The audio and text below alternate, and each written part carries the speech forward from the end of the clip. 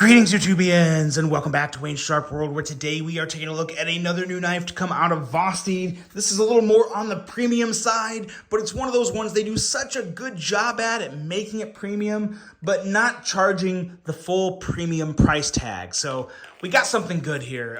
It's very different, very unique, and it is one that I think is going to be loved by some and just really not cared about by others. But nonetheless, this here is the VOSTEED Naga. Now, before I go any further into this review, I want to thank you guys for tuning in today. If you like what you see, do me a huge favor, hit that subscribe button, follow along, and I will continue to bring you the content.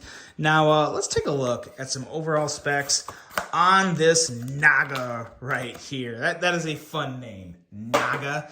I mean, yeah, it's just, again, everything about this knife is pretty different. We have an overall length of 8.04 inches, blade length coming in at 3.47 inches, and a blade thickness at 118 thousandths.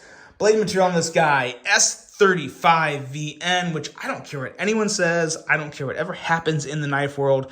S35VN is always going to be a premium steel for me. We have a clip point style blade with a flat grind, handle length coming in at 4.57 inches, handle thickness at 490 thousandths, raindrop micarta. Now, I'm not going to argue, but it feels like G10 to me. This must be a new, very new type of micarta because everything about it just feels like G10. So it's listed as raindrop micarta, so that's what I'll say. But for me, it really feels like raindrop G10. Either one is good. I mean, I'm not really complaining one way or the other. I was just really surprised to read micarta there. We have the top liner lock with a user of a left or right hand tip up carry, which I gotta say I was a little torn on the wire clip with this one at first. But the more I looked at it, the more I realized I don't know if the regular VOSTEED clip, it just wouldn't look good. It really would not have looked good. This clip on this knife, no. Even if it was just stonewashed, it was a good call. It was a good call with the wire clip, and it's obviously a great call for lefties because it's just even easier without having to have a filler tab or anything. So good call. Good move, VOSTEED. Weight, 4.75 inches, and a price of $139. So, that's a nice size slab S35VN. As I said, probably the best lock in the industry for me. It's good to go. And again, more of an exotic handle material. I think 139 is justified, and I think they did a really good job of making you feel like you're getting a good size, a good amount of knife for that 139. Let's take a look at some size comparisons and see how it compares, because this is definitely a bigger knife. Don't know if I would call it huge, but definitely bigger, on the bigger side of things. Let's see here. Let's bring out the Civivi Sikoke. Don't think it's going to be quite as long. Pretty close, though. Pretty close. Oh, here we go. Here's a good one. The Spyderco Shaman. I kind of feel like the Shaman may be dying in popularity. Maybe I'm wrong. I hope I'm wrong. But let me know. Do you guys own a Shaman? Do you still think it's one of like the... It's kind of, to me, it's kind of like a staple in the knife world. I still look at the Shaman as a staple in the world of knives. But I don't know. Sometimes I feel like that might be changing. But anyway, there you go. Actually, really good size comparisons there. Very, very close, if not identical, to the Shaman in terms of overall length. So I think that's really all we need to do for this. I don't want to get too caught up in the size comparisons because then it's just more time and you guys just want to hear about this knife, not all the other ones. So, yeah, really nice blade. The only thing, my biggest thing with this knife, because as you guys know, I like an aggressive tip. Even in my knife design with VOSTEED on the LC Thornton, you have a more aggressive tip. Now, not every knife has to be that way. That's just a little more my personal preference of a blade shape. That's why I like drop points and Warncliffs and sheepsfoot. So to have the tip come way up here on this clip point, I don't know.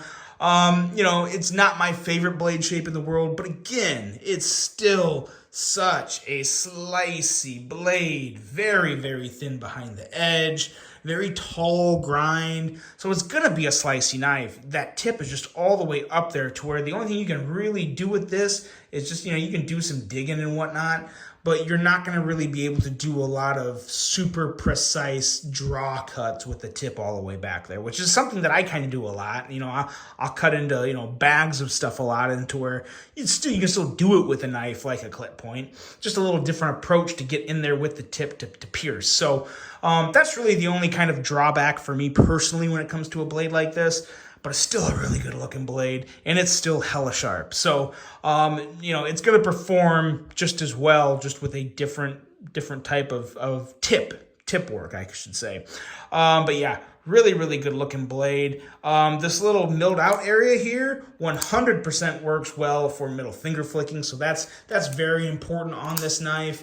The thumb studs. Love these thumb studs. Big thumb studs, placed well. They have nice jimping, little stair-step jimping up there on the sides. So in terms of everything for the thumb studs, they're an A+. Really, really nice thumb stud and deployment options. Fidgety with multiple options. The finger choil works really, really well. It feels good and safe. And if you don't want to use the choil, you still have a full handle to grip on. So that's really nice. And the way the butt of the knife kind of curves in, you get that real secure feel when you are holding it in this position. Now you feel the wire clip a little more than other wire clips too, might I add. I wouldn't say bad. I wouldn't call it a hot spot. I wouldn't call it aggressive. But when I'm holding this knife in hand, as opposed to another VOSTEED model with a wire clip, such as the Porcupine here, this feels much, much better in hand in terms of just the wire clip. So you feel it a little more on the Naga, but it's just part of the knife. It's one of the unique things about the knife that it's just part of the design. So some will love it, some won't, but yeah, it's definitely a different knife. And it's probably, in my opinion, looking at VOSTEED's overall body of work and kind of the design language that you see within VOSTEED, definitely the one that's most out there. And again, it's not a bad thing. I think every company needs a little out there in their lineup, because you start to see the same thing over and over, and then all of a sudden you just don't get too excited. So yeah, pretty good stuff. It's not going to be for everyone, but it's definitely going to be for some people. And with that top liner lock, that's the one that really kind of wins me over and kind of has me happy, is that beautiful top liner lock. So let me know what you guys think of the VOSTEED Naga. Let me know what you think of this handle material. This more so just the colors and shapes of it. It's a little wild. It took a while to rub in, but I'm kind of coming around to it. I don't hate it. I can put it that way. But that is the Naga, guys. Really hope you enjoyed this one. Hope you have a great rest of your day. And until the next one, I'm out.